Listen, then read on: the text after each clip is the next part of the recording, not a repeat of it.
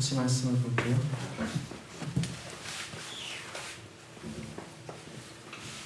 이 말씀은 사도행전 25장 1절부터 26장 32절까지. 네, 오늘도 동일하게 좀 읽을게요. 한 10분 정도. 오늘은 인물들이 나오잖아요. 그 인물들의 정치적 성향을 좀 생각하면서, 그리고 아그리빠하고 버니기가 이따가 나오는데요. 그 사람들은 진짜 악랄한 사람들이에요. 아그리빠의 증조 할아버지가 예수를 죽이려고, 아기 예수를 죽이려고 아기 살해 프로젝트를 펼쳤던 헤로드 왕이고요. 그 사람의 아들이 요한, 머리 자른 사람이고요. 그 사람의 아들이 세베대의 아들 야고보 있잖아요. 예수님 제자 요한의 형제. 그 사람 죽인 사람이고요. 그 사람의 아들이 지금 이 아그리빠예요. 그런 것들 염두에 두면서 좀 읽어볼게요. 그 이야기들을 머리에 좀 한켠에 두시고 진행을 해볼게요. 두 장씩 하니까 정말 빡셔요. 자, 일단 정치가 뭘까요? 네, 조정치.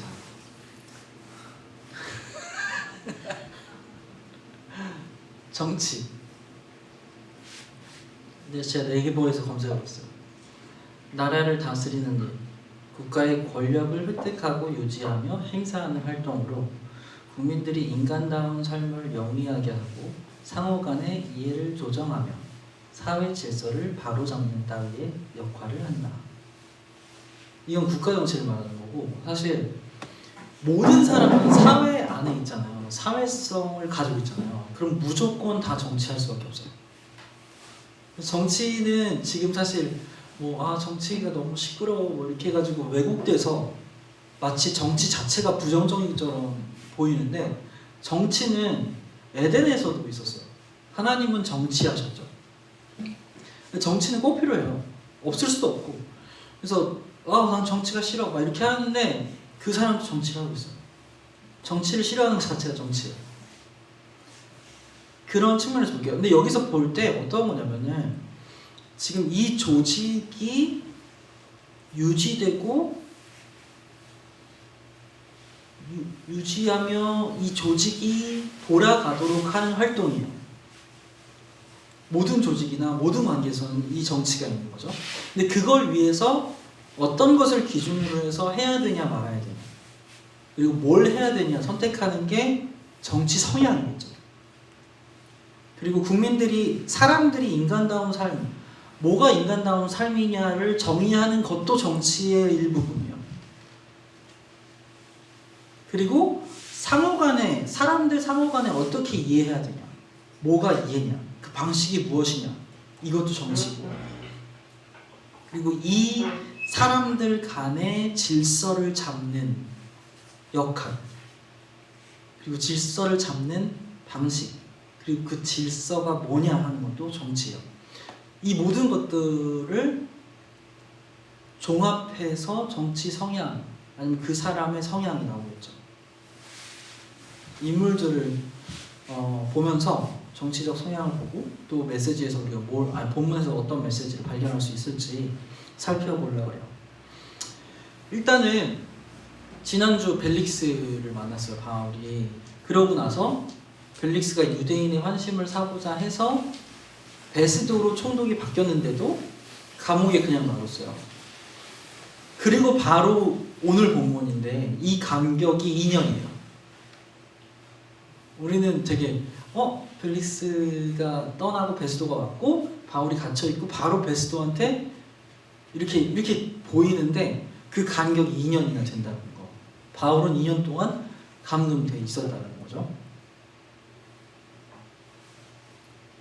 그리고 벨릭스가 그간에 예루살렘을 방문해요.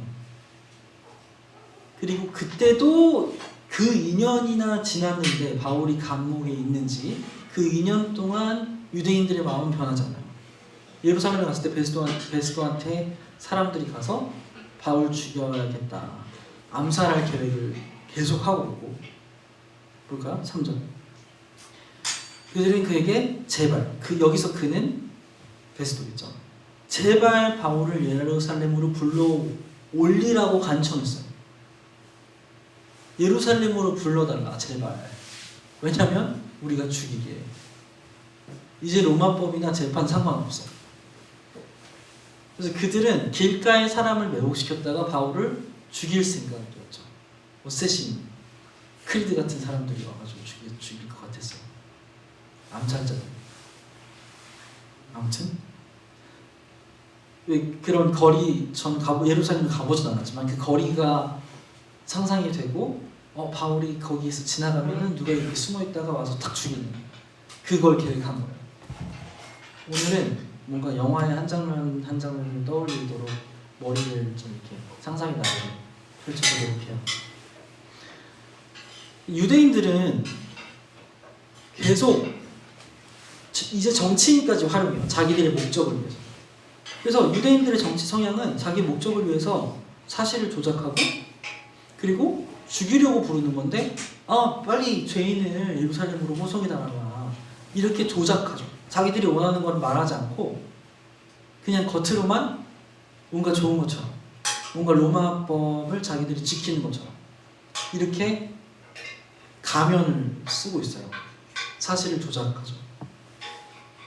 이거는 참 우리들한테도 많은 모습이에요. 내가 진짜 원하는 게 있는데 그래서 이렇게 하는 건데 그 동기는 말하지 않고 이렇게만 말해요. 그러고 나서 나중에 이렇게 하는 걸 도와준 사람과 그 다른 동기를 가지고 있는 사람이, 아무튼 많은 케이스들이 있죠.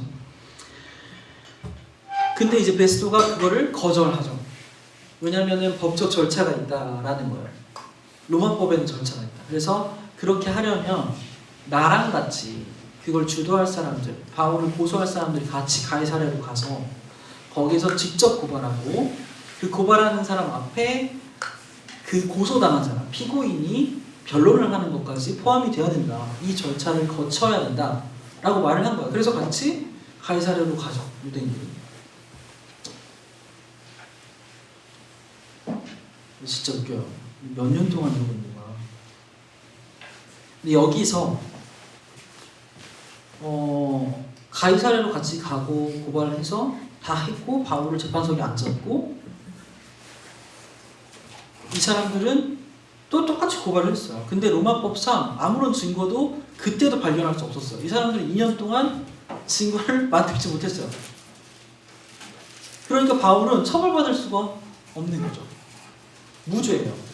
베스도도 그걸 알고 있어요. 근데 베스도가 알고 있는 게 다른 것들도 있어요. 베스도는 지금 유대인들이 바울을 예루살렘으로 오기를 원한다, 이걸 알고 있어요. 그리고 예루살렘에 베스도가 갔던 이유는 예루살렘까지 베스도의 관할이에요.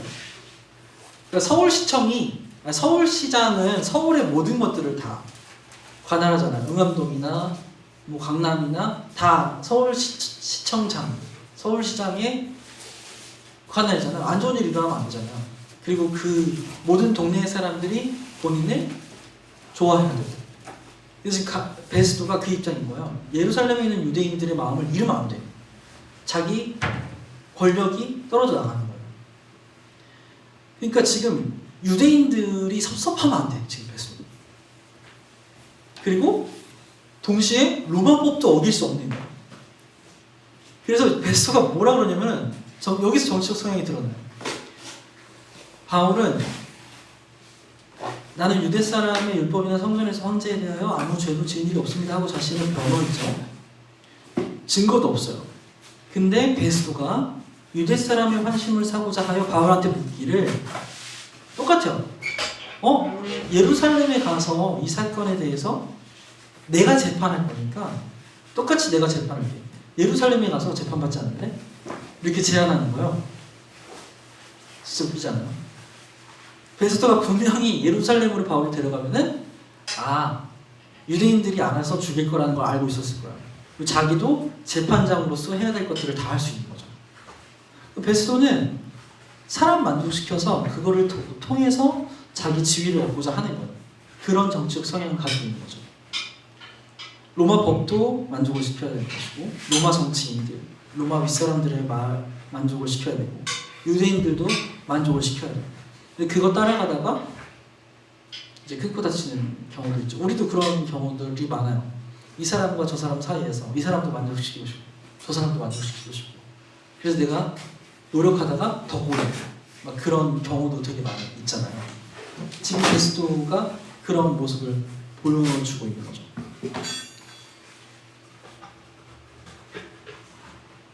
참 재밌어요. 근데 베스토는 이미 알고 있어요. 바울이 무죄라는 걸. 로마 법상 무죄야.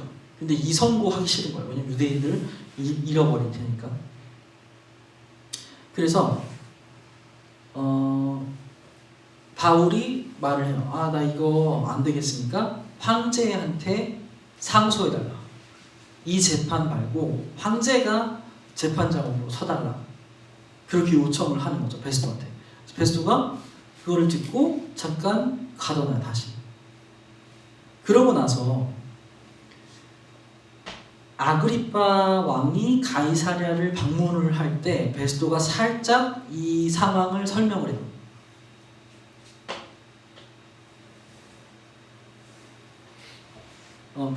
베스토가 이제 아그리빠한테 설명을 하는 거죠. 뭐 벨릭스가 가둬둔 사람이 있었는데 그 사람은 뭐 유대인들이 죽이려고 하는 거고, 그런데 직접 변호할 기회를 줬고 이렇게 막 설명을 해요. 근데 18절에 보면은 원고들이 일어나서 그를 고발할 제목을 늘어놓았지만 내가 짐작한 그런 악한 일은 하나도 없었습니다 라고 말을 해요. 이게 어떻게 보이세요? 우리 되게 뭔가 재판 안에 있는 거예요. 그러니까 되게 조목조목 따져야 되는 거예요. 지금 베스토가 한 말을 어떻게 보이세요?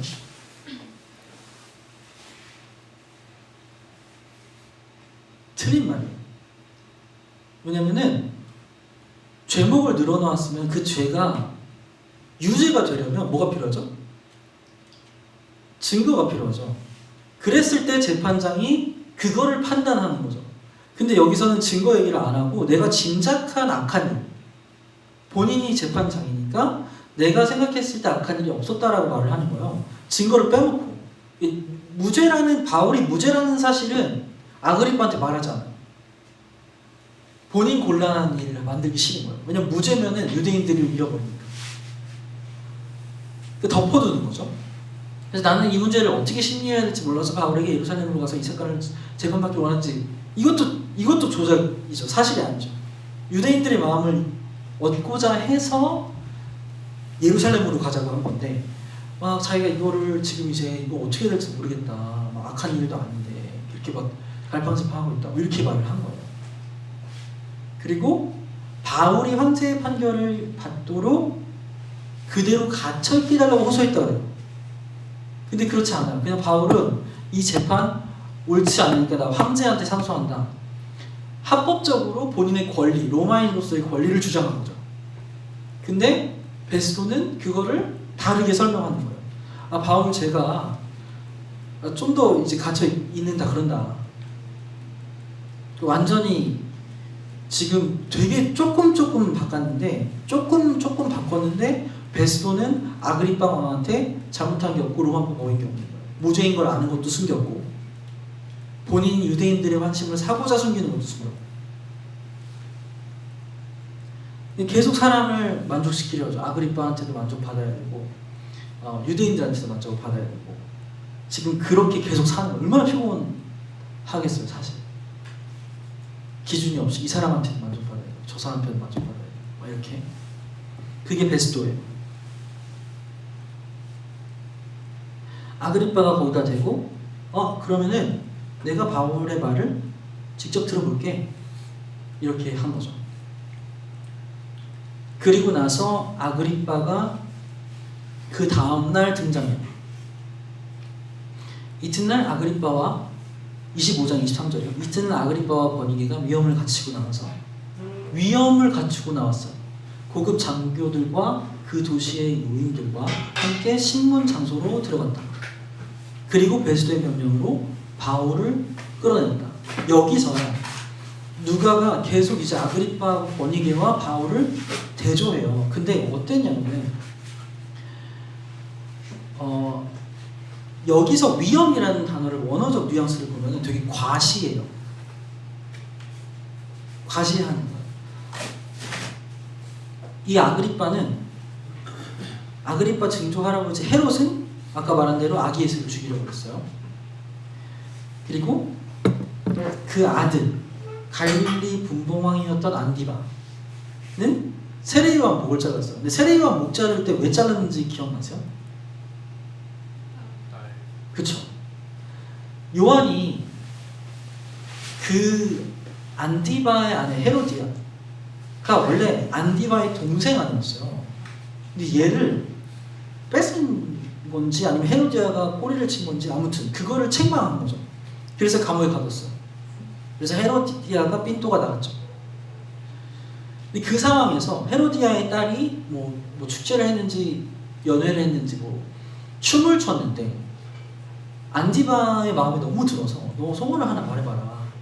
그랬더니 그때 헤로디아가 딸한테 요한의 머리를 요구해라 이렇게 된 거예요.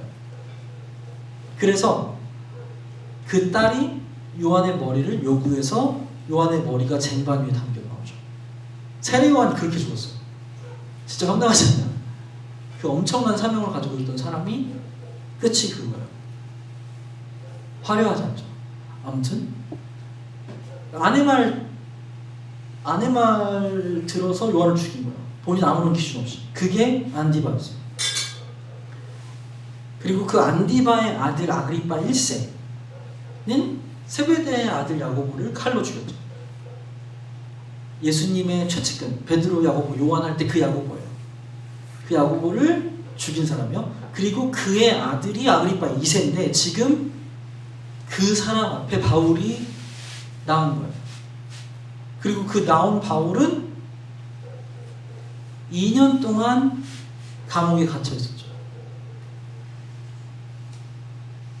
그러니까 이게 만약에 영화라면은 그렇게 되겠죠. 이 장면에 딱 들어가기 전에 아그리빠가 오는 장면과 바울이 오는 장면을 보여준 다음에 헤롯부터 그 죽였던 장면들을 막 확 보여주다가 딱 대면했을 때 빵 하면서 이런 거 있잖아요. 난 왜 너 만나서 그런 BGM이 깔리면 너무 오래된 드라마죠. 그런 BGM이 깔리는 거죠. 그런 장면, 되게 역사적인 장면이에요. 이게 진짜 되게 중요한 장면인 거죠. 영화 같았으면 바울이 숨겨있던 칼을 가지고 와서 아그리빠를 죽여버려도 이상하지 않은 상황인 거죠. 근데 그렇지 않아요. 너무 그렇지 않죠. 그리고 옆에 있는 버니게 있잖아요. 되게 여왕처럼 보이는데 이 버니게 누이예요. 아그리빠 2세의 누이예요. 근데 근친상간하고 있는 거예요. 원래는 이 버니게가 삼촌하고 결혼을 했다가 삼촌이 죽으니까 또 이제 동생하고 결혼하고 이렇게 되는 거예요. 정말 아주 가관인 거죠. 대비가 됐어요. 왕비가 됐어요. 근데 너무나 당당하게 위험 있게 그 자리에 나오는 거죠.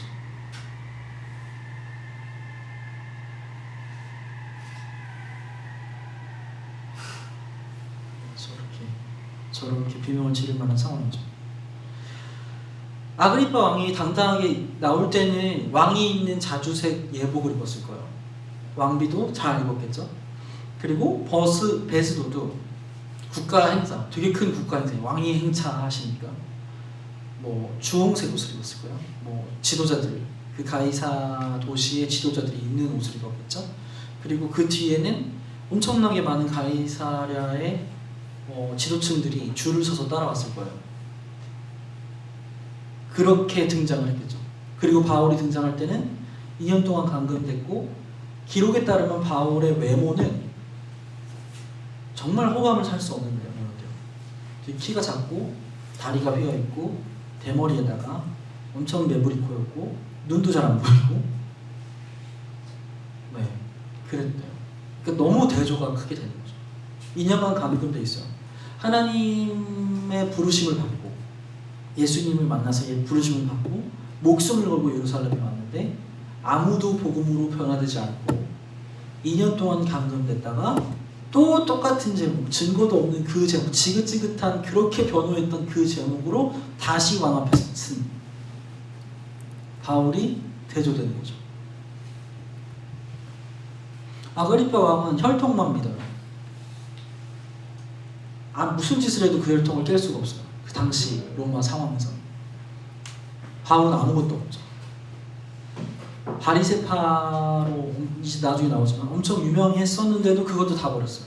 다 버렸는데 지금 더 아무것도 없어. 이 극명한 대조가 너무 재밌는 거죠. 이제 바울이 변론을 시작해요. 이것도 제가 했었군요. 바울이 변론을 시작할 때 세 가지를 말하죠.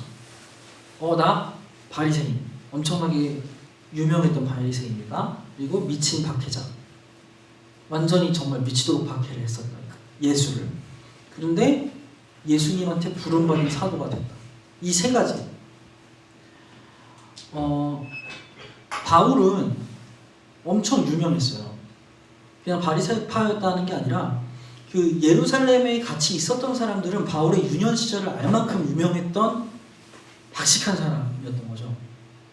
그리고 그 사람이 정통적으로 완전 정통 바리새파가 됐어요.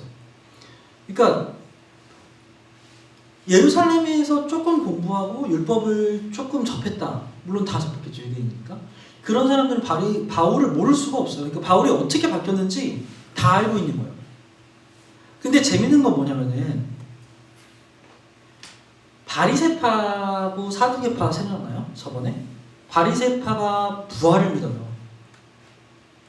예수 그리스도 이전에 부활을 믿었던 사람이에요. 왜냐면은 말씀에 그렇게 나왔기 때문에 그것을 그렇게 믿었죠. 근데 바울이 지금 주장하는 게 뭐냐면은 야 바리새파였다 나. 그 부활 믿는 사람들. 그래서 그 예수 그리스도가 그 부활의 첫 열매가 된 거 아니냐. 근데 왜 안 믿냐? 너무 이상한 거죠. 같은 약속의 소망을 두고 있는 사람들이다 나도. 근데 왜 내가 지금 여기 있어야 되냐? 이 말이에요. 진짜 황당한 일인 거죠. 지금 자기를 고발한 사람들과 같은 믿음을 가지고 있는 사람이에요. 근데 왜 내가 고발 받아야 되냐? 이 말이죠. 진짜 신기해요. 그리고 그 바리새파였기 때문에 내가 얼마나 교회를 핍박했는지 너네 알지 않아? 나 정말 그 약속에 소망 둔 사람이야. 근데 예수님 만나서 예수님이 우리가 믿던 너네하고 내가 똑같이 믿는 그거를 성취하신 분이기 때문에 내가 그걸 지원할 뿐이다. 이거예요. 얼마나 답답했을까. 그러면서 이제 바울이 예수님 만난 장면을 설명을 해줘요. 같이 읽어볼게요. 시작.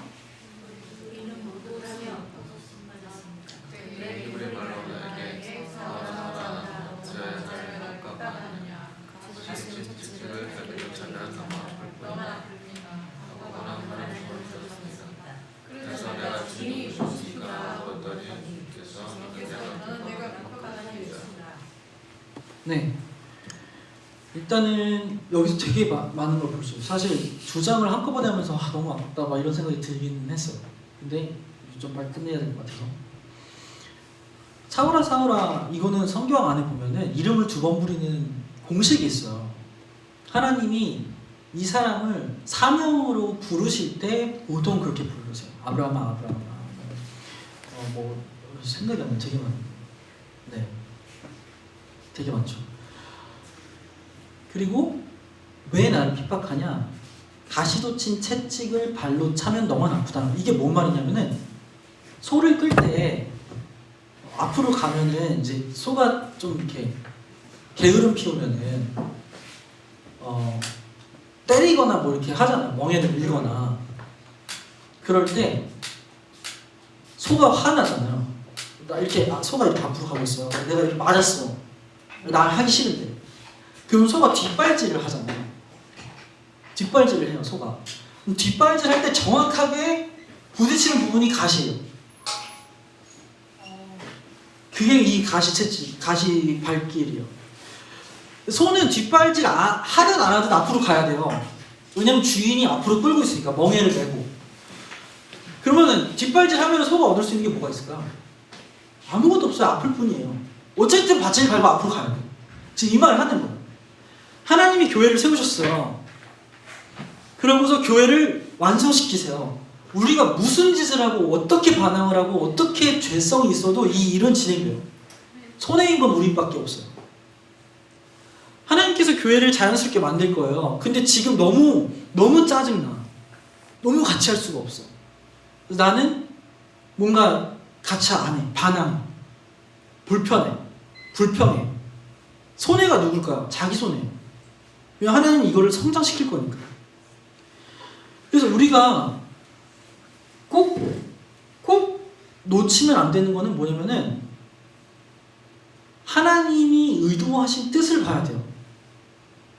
지금 내 눈에 보이는 게 아니라 하나님의 뜻을 봐야 돼요. 지금 내 모습이 너무 연약해. 그래서 내가 못 가겠어. 이게 가시돋친 채찍을 발로 차는 거예요. 어쩔 수 없이 하나님은 그 일을 완성시키실 거예요. 왜냐면 시작하셨고 이미 완성된 거예요. 사실 하나님의 입장에서는. 우리는 그 속에 있는 거고. 그러면은 순종하면서 가는 게 가장 좋아요. 뭐 이거는 이렇게 뭐라 그래, 푸시, 강요 그렇게까지 될 것도 없어. 아니 배 타고 있는 사람이 만약 여기서 우리가 비행기를 타고 어디 가요. 의자에 앉은 사람이 암만 나 가기 싫다고 난리를 펴도 비행기는 그냥 가요. 지금 그런 거죠. 이런 시각으로 하나님의 인도하심을 봐야 돼요. 그리고 내가 불평이 되는 거, 내가 불만이 있고 내가 연약해서 아픈 것들, 그거를 하나님이랑 빨리빨리 해결하려고 적극적으로 말씀으로 부딪히고 적극적으로 우리 성도들하고 우리 지체들하고 같이 얘기하고 기도 요청하고 되게 적극적으로 해야 돼요. 안 그러면은 그 사람 손해예요. 지금 예수님이 그 마음으로 바울을 말하는 거죠. 왜 나 핍박하냐. 야, 너 가시 돋친 채찍을 발로 차면 너무 아파. 그랬더니 15절에 주님 누구십니까? 라고 물어봐요. 그러니까 이게 바울이 핍박을 하고 있었는데 그 핍박하고 있는 대상이 누군지 진짜 이제 모르겠는 거예요. 엄청난 일이 일어나니까. 그랬을 때 예수님이 이제 바울을 부르세요. 이거 같이 읽어볼게요. 시작.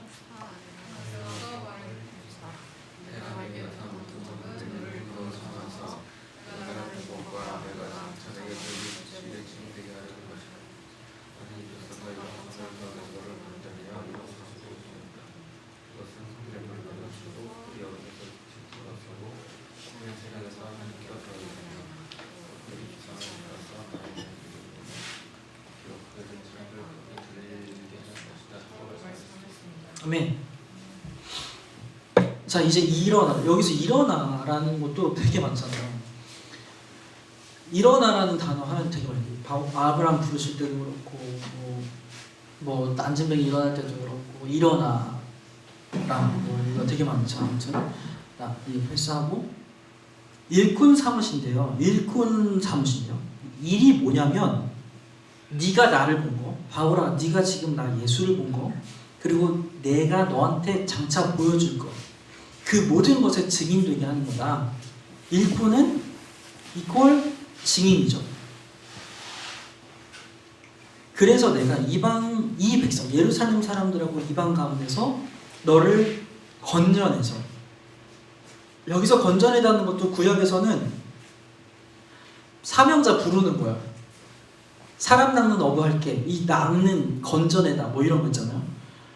그래서 이방 사람한테 보낼 거야. 이것도 이제 구약에 엄청 많은 공식이죠. 이거는 그들의 눈을 열어줘서 이것도 다 구약에 나오는 거예요. 예수님이 의도적으로 바울이 알고 있는 선지자들의 가르침을 인용해서 부르시는 거죠. 너무나 친절하게. 자기를 핍박했던 그 멍청하게 가시 채찍을 발로 계속 차고 있었던 그 바울한테. 그러니까 우리가 기억해야 되는 건 뭐냐면은 예수님께서 교회를 세우시는 일은 누구도 방해할 수 없어요. 이게 우리한테 소망이에요. 왜냐면은 이게 하나님 뜻이니까. 예수님 뜻이니까. 예수님의 뜻은 이루어져요. 이미 이루어졌고. 그래서 소망이에요. 우리 연약하지만 그래도 예수님이 하실 거예요. 우리가 너무나 죄성이 있지만, 우리가 너무나 서로 잘 안 맞을 때도 있지만, 서로 상처를 주게 될 때도 있지만, 그래도 예수님께서 하실 거니까 갈 수 있는 거예요. 그거 없으면 우리 갈 수 없어요. 못하니까. 내가 어떻게 맞춰요? 저 같은 성격이 어떻게 사람과 맞출까요? 예수님 없이는 진짜 안 되는 거죠. 그리고 두 번째는 뭐냐면은 참 회심은 개인적인 새 삶과 공동체적인 새 삶을 일으켜요. 이거 정말 너무 중요해요. 18절을 다시 볼까요? 이것은 그들의 눈을 열어줘서 그들의 어둠 속에서 빛으로 돌아서고 사단의 세력에서 하나님께로 돌아오게 하며 또 죄사함을 받아서, 여기까지 다 개인적인 부분이에요. 회심이죠. 돌아서는, 어둠에서 돌아서서 빛으로 가고 사단의 세력에서 빠져나오는 것, 그리고 나에 대한 믿음으로 거룩하게 된 사람들 가운데 들어가게 하는 것이다. 하나님의 백성 되게 하시는 겁니다. 굉장히 공동체적인 거죠. 그래서 개인적인 것과 공동체적인 것은 같이 가야 돼요. 그래서 가난한 성도들은 전도 대상자들이에요.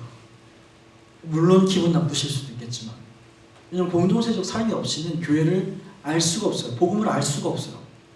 이런 거죠. 하나님이 나한테 사랑을 주셨어. 나는 진짜 사랑을 많이 받아. 내가 사랑에 대해서 깨닫고 있어. 어디서 확인할 거예요? 그걸 어디서 증폭시킬 거예요? 공동체예요. 교회예요.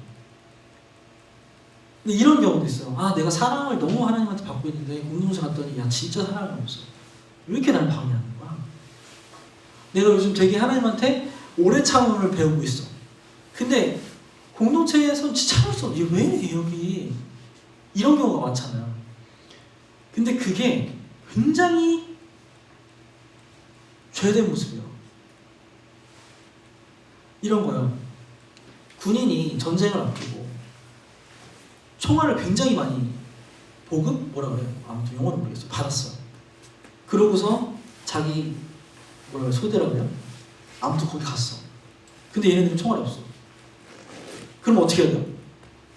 난 총알이 있어. 얘는 총알이 없어. 총알이잖아. 그게 내가 총알이 있는 이유잖아요. 너는 왜 이렇게 없어? 내가 총알을 많이 먹으려고 하는데 왜 이렇게 방해하는 거야? 이거는 군인으로서 전쟁을 앞둔 사람으로서 그렇지 않죠. 하나님 나한테 사랑을 줬어요. 공동체가 또 사랑이 없어. 그럼 어떻게 해야 돼요? 사랑을 줘야죠. 내가 하나님한테 인내함을 배웠어요. 근데 공동체가 또 사람들이 못 참아. 어떻게 해야 돼요? 인내함을 보여줘야죠. 그거예요. 그래서 개인적 회심과 공동체적 삶은 반드시 같이 가야 돼요. 이 둘 중에 어느 하나만 없어도 하나님 나라를 모르는 거예요. 알 수가 없어요. 그리고 성령의 열매를, 성령 충만해. 성령의 열매를 공동체 안에서 확인하는 거죠. 공동체 안에서 훈련받고.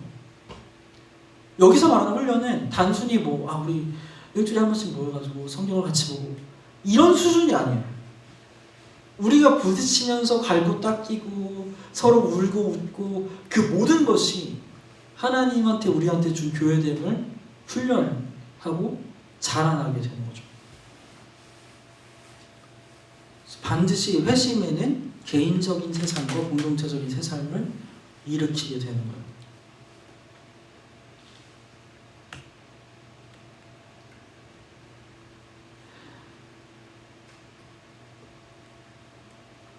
그리고서 바울이 환상을 봤다는 것을 말을 했잖아요.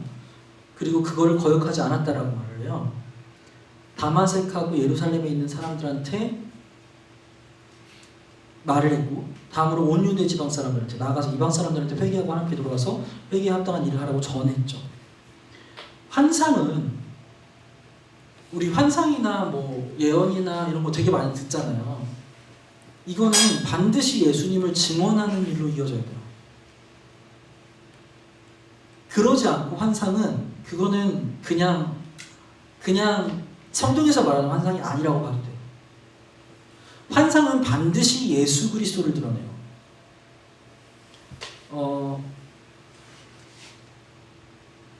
지난번에 저희 속초 갔다 왔잖아요. 저희가 복권을 샀어요. 처음으로 복권을 제 손으로 사봤죠. 약속도 철저하게 했어요. 이거 누가 당첨되면 세금 제외하고 입방다. 그랬더니 진짜 신기한 게 뭐냐면은 저는 환상을 봤어요. 복권을 사기 전부터 나 이거 진짜 하나님 주신 기회다. 그러면서 계획하게 되죠. 이거 1등이 얼마지? X부터 확인해서 그 금액을 어떻게 힐하우스 부지를 사가지고 우리가 어떻게 사용하고 힐하우스 우리 식구들이 어떻게 이거를 쓰고 또 우리가 해외에다가 어떻게 센터를 마련할 어떤 그걸 어떻게 하고 뭐 이런 생각을 다 하는 거죠. 진짜 이미 받았어. 이미 윈한 거야. 그게 보이는 거야. 너무 확신이 가득 차고 막. 그리고 지난주 토요일날 당첨자를 확인했죠. 어떻게 됐을까요? 저희가 1인당 5개 샀거든요. 번호를 20개 샀어요. 한 장에 5개 있더라고요. 번호가. 총 5개. 단 한 개도 안 됐어요. 제 확신과 하나님이 나한테 보여줬다고 생각했던 그 모든 것들은 뭐죠? 그냥 제 생각이에요. 예수님을 증언하는 것으로 이어지지 않는 확신이나 그런 환상 아니면 그런 현상들은 정말 위험해요. 만약에 제가 조금 더 가서 이거 하나님이 주신 거다라는 확신을 받았어. 그래서 우리 공동체한테 빚 다 지래, 대출 다 받으러 갔어. 왜냐면 하나님 줄 거니까 우리 다 대출 받아서 건물 사자. 저는 못하죠. 10등급이니까. 아무튼 이런 일이 너무 많아요. 뭔지 알죠? 이런 케이스들. 우리 정말 잘 분별해야 돼요. 나한테 있는 확신, 나한테 있는 어떤 걸 봤어. 이게 정말 예수님인지, 예수님이 드러나는 일인지 아니면 내가 어떤 것을 얻어서 그 얻음으로 예수님이 드러나는 건지. 이거는 정말 다른 거예요. 내가 건물을 사면은 예수님 드러날 거야. 웃기지 마세요. 내가 건물 사는 거랑 예수님 드러나는 거랑 뭐가 상관이야. 거기서 드러나는 예수님은 너한테도 건물 줄 수 있어. 이게 증언될 뿐이죠. 이거를 정말 잘 구분해야 되는 게 교회예요. 그리고 바울은 환상을 통해서 더 확고하게 드러내게 되는 게 뭐냐면은 모세가 말했던 거, 예언자들이 말했던 거 그거 내가 증언한 거다 라는 거죠. 이런 일들 때문에 유대 사람들이 성전에서 나를 붙잡아 죽이려고 하였습니다. 그러나 내가 이날까지 하나님의 도우심을 받아서 낮은 사람이나 높은 사람이나 이렇게 써서 증언하고 있는데 예언자들과 모세가 장차 그렇게 되리라고 한 것밖에는 말한 것이 없습니다. 그게 환상 때문에 일어난 일들이에요. 그럼 우리는 환상이나 음성이나 확신이나 구분할 수 있죠. 이게 예수님 드러내는 거예요. 직접적으로. 그러지 않으면 제껴놓고 생각해도 돼요. 그리고 환상이 말씀 속에서 나간 것을 이것을 증폭시켜서 증언하게 하는 거라면 사실 환상이 없어도 가능한 일이에요. 환상은 수단이에요. 근데 그 수단이 없어도 우리는 정확한 수단, 말씀이라는 것이 있죠.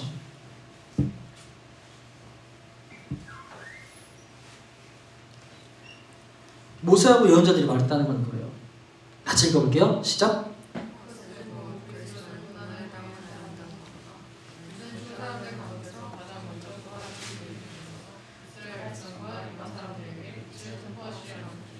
네.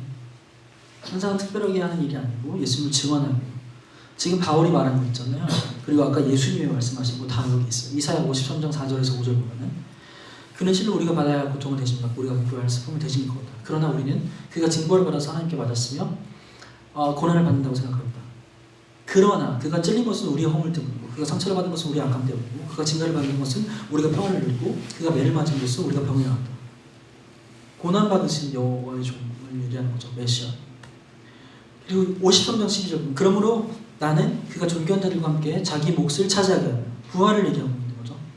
강한 자들과 함께 전리품, 전쟁에서 승리해서 얻은 것을 전리품이라고 하죠. 예수님이 승리해서 얻은 것들을 나누게 하겠다는 거죠. 그런 죽는 때까지 자기 영혼을 서서오시에 맡겼어요. 남들이 죄인처럼 여기는 것도 맞이하지 않았죠. 예수 그리스도가 그러셨어요. 그는 많은 사람의 죄를 대신 짊어지셨죠. 죄진 사람들을 살리려고 중지해 나셨어요. 예수 그리스도요. 이사야 42장 6절에서 7절. 나 주가 의를 이루려고 너희를 불렀다. 내가 너의 손을 붙들어주고 너를 지켜줘서 너를 백성의 언약과 이방의 빛, 아까 예수님이 말씀하신, 바울을 부를 때 말씀하신 것과 너무 동일한 구조죠. 이방의 빛이 되게 할 것이며 내가 눈먼 사람의 눈을 뜨게 하고 감옥에 갇힌 사람을 이끌어내고 어두운 영창에 갇힌 이를 풀어줄 것이다. 뭐냐면 참 정치는 예수님 따라가면 돼요. 왜냐면 예수님이 왕이기 때문에 완벽하고 건강한 정치를 할 수 있는 유일한 분은 예수밖에 없어요. 우리가 그 예수를 따라가면 우리는 정치적 라인을 바로 선 거죠. 세상에서 가장 정치적인 집단은 교회예요. 우리는 매일 우리가 따르는 정치적 지도자의 말이 뭔지를 봐야 되고 말씀이죠. 그리고 그 정치적 지도자와 같이 대화해요. 기도해요. 매 순간. 그리고 그 정치적 지도자와 성령으로 연합됐어요. 교회죠. 예수님이 하신 거는 이 땅에 오셔서 하신 거는 영광 다 버리셨잖아요. 정치적 능력을 다 버리셨어요. 그리고 이 땅에 오셨어요.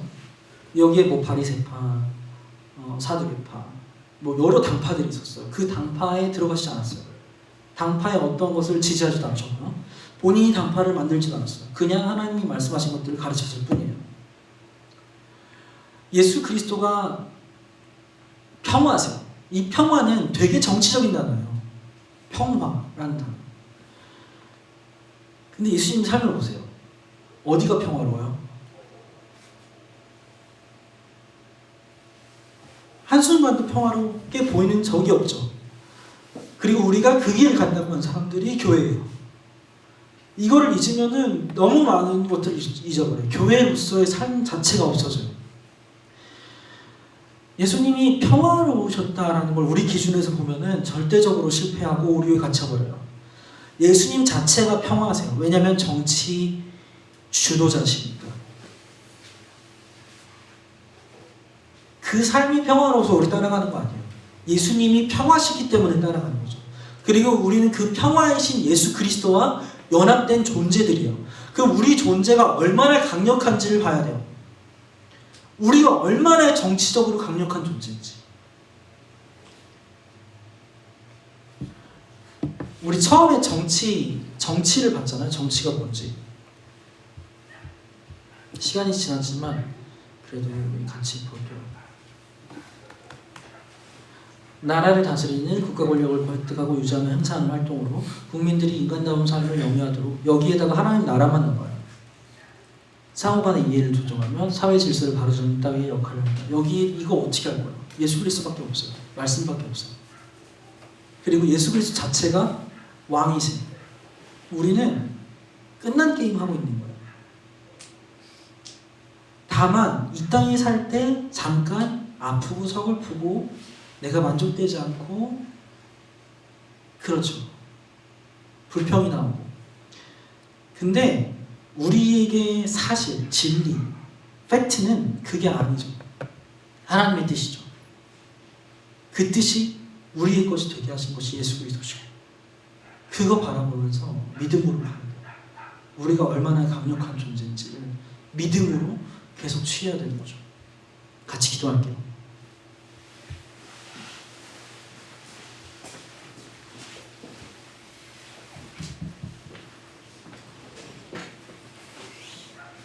같이 기도하실 때 내가 정말 얼마나 강력한 존재인지 예수 그리스도가 연합됐기 때문에 예수가 얼마나 참 평화인지를 더 알게 해달라고, 더 붙들게 해달라고 좀 기도해요.